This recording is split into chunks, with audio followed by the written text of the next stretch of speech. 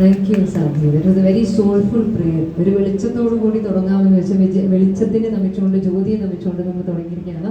ഇനി let me also have few more members from the hosting team. അതൊരു വലിയ ഫാമിലിയാണ്.